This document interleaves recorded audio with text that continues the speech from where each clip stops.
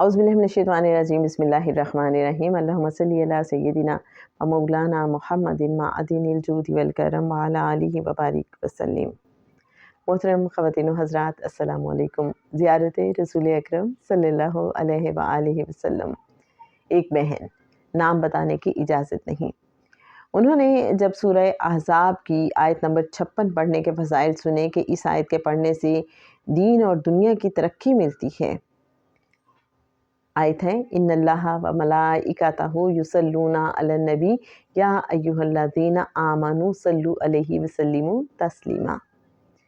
تو اس عورت کے دل پر اس آیت مبارکہ کے بتائے ہوئے فضائل نے اتنا اثر کیا کہ اس بہن نے دن رات ایک کر دیا، اس آیت کو اتنا پڑھا کہ اللہ عز و جل نے اس آیت کی فضیلت اور برکت اس بہن پر ظاہر فرما دی۔ بہن نے ایک رات خواب دیکھا۔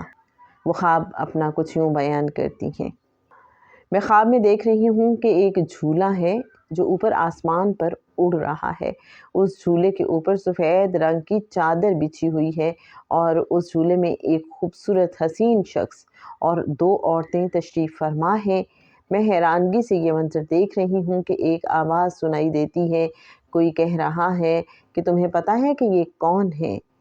دیکھو، یہ ہمارے پیارے نبی صلی اللہ علیہ وآلہ وسلم اور ان کی ازواج مطہرات رضی اللہ تعالیٰ عنہم ہیں، اور آپ کو ان اعلیٰ ہستیوں کی زیارت اس لیے کرائی جا رہی ہے کہ آپ سورہ الاحزاب کی یہ آیت بہت ورد کرتی ہیں۔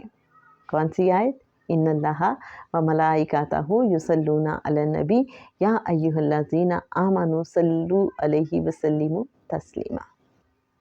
تو جناب، آپ نے کبھی یہ آیت اس نیت سے پڑھی؟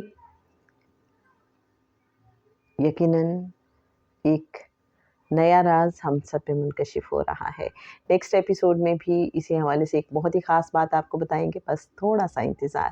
اللہم صلی علی سیدنا و مولانا محمد معدن الجود والکرم وعلی آلہ وبارک وسلم۔